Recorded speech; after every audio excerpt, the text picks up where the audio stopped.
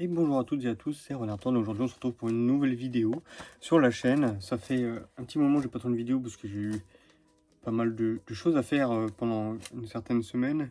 Vous avez eu une seule vidéo la semaine dernière au moment où sort cette vidéo. Maintenant c'est le temps de retourner. J'ai coupé mes cheveux, j'ai le temps de lire un petit peu. Bref, tout est nickel. Je sors du boulot donc ne soyez pas trop indulgents sur le physique.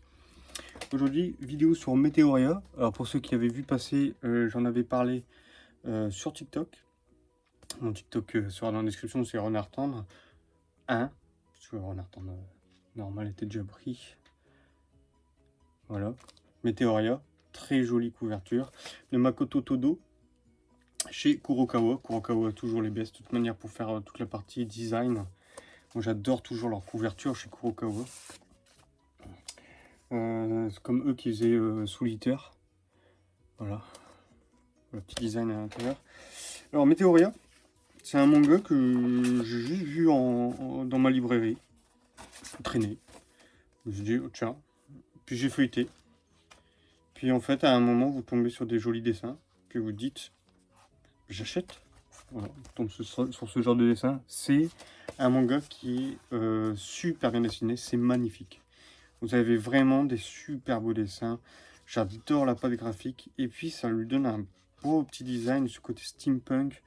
Euh, qui, Steampunk manga, on a l'habitude de le voir, mais là c'est genre vraiment bien dessiné. C'est genre, il n'y a pas de couleur dans le manga, mais en fait c'est dessiné d'une manière, on a l'impression que c'est coloré. Je sais pas comment l'expliquer, c'est bizarre, hein, mais en fait on perçoit les couleurs dans la manière dont c'est dessiné. Une sorte de pieuvre, alors je sais pas si on voit très bien là, ouais. Je sais pas si vous vous rendez compte, genre on perçoit bien les couleurs, les ombres, les lumières sur les dessins sont incroyables. Et je pense que c'est un manga aux couleurs. On l'aurait eu aux couleurs, il aurait été impressionnant. Ah, c'est super bien dessiné. Euh, le scénario, néanmoins, reste un peu basique. On est sur un peu un shonen classique. On se rend compte, du coup, on a un personnage qui est abandonné par ses parents, issu de la pauvreté, qui doit miner la météoria, qui sont des sortes de minerais, de météorites, des restes de météorites. Bref, c'est l'équivalent du charbon, en fait, pour nous dans notre monde, eux dans leur monde steampunk. Et puis voilà, donc les pauvres travaillent à la mine. Lui, il travaille depuis qu'il est tout petit dedans. Et on a aussi un groupe, une organisation plutôt riche qui étudie ce genre de trucs des mines, etc. Bref. Et il y a des monstres parfois qui se déclarent dans ces mines. Et donc on a dans cette organisation un groupe du coup orienté sur le combat de ces monstres. Et notre héros, dont j'ai plus le nom, je n'ai plus le nom, pourtant je l'ai terminé hier soir, mais c'est parti. Notre héros, du coup, va affronter un de ces monstres. Évidemment, il va réussir un combat, donc ce qui fait qu'il va être repéré par cette organisation et donc être peut-être recruté. Bref, vous voyez un peu le délire. Ça fait beaucoup penser à My Hero Academia. Dans la, alors, je dis pas du tout sur l'univers, mais dans la manière dont ça se déroule, le côté où héros un peu laissé pour compte, qui va passer une vie à peu près normale, un peu nulle, un peu naze. Et bon, lui, il travaille depuis qu'il est petit, donc il a une assez grosse musculature, il est plutôt fort naturellement, puis très intelligent. Il lit beaucoup. Mais on est un peu dans ce style-là, un peu, ouais, j'ai toutes les connaissances avant tout le monde, et puis il va se faire repérer après un événement, et donc se faire recruter. Ça fait un peu penser à ça. L'avantage, c'est que les dessins sont vraiment très beaux, donc ça marque, ça nous oriente beaucoup à vouloir lire la suite, parce que c'est vraiment magnifique, bien plus beau que My Hero Academia, je tiens à le dire. Mais d'un point de vue du scénario, on est sur un tome 1 classique. Et franchement, pour un tome 1 classique, ça va. Il y a des tomes 1 qui sont vraiment horribles. Fairy Tail est vraiment horrible en tome 1. Naruto est pas très intéressant en tome 1. De mémoire, le tome 2 de Naruto est mieux. Le tome 2 de Naruto est mieux. Oh, quoique. J'ai un doute dans ce que je dis. Le tome 1 de Naruto, il y a le combat avec Kakashi. Hein. Là, je regarde le tome 1 de Naruto. Le tome 1 de One Piece. Bon, moi, le tome 1 de One Piece, il me fait chier. Il m'a emmerdé ce tome 1. Je trouve que c'est pas un bon tome 1. Le tome 1 Demon Slayer, ça va correct. Je suis pas très fan de Demon Slayer. Ouais, je pense que moi, il se place en termes de shonen sur un tome 1 plutôt classique, normal. Hein. Alors, parce que pour info, pour ceux qui ne le savent pas, les shonen n'ont pas des super tomes 1. Alors pourquoi? Parce que bon, ça, d'ailleurs, il faudrait peut-être que j'en fasse une vidéo pour l'explication. Le plus important dans un shonen, et surtout dans un manga en général, on va le compter sur les 3 premiers tomes. Pourquoi les 3 premiers tomes? D'ailleurs, Berserk en est l'exemple complet. Berserk, c'est ça. Les 3 premiers tomes sont un peu compliqués à lire quand on commence. En fait, à partir de tome 4, l'histoire commence. Et ces 3 premiers tomes, en fait, sont faits pour attirer les lecteurs. Et leur parution dans les magazines au Japon, en fait, c'est ça. Hein. Et le tome 1, c'est le premier tome qui va sortir en magasin après l'apparition magazine. Donc l'apparition magazine, déjà, ça a déjà été pour but d'attirer les lecteurs à acheter le magazine et donc à lire cette histoire. Mais surtout, après, derrière, l'objectif, c'est de fidéliser une clientèle en magasin, en boutique, tome par tome. Et donc ce tome 1 est très orienté comme ça. C'est très nul.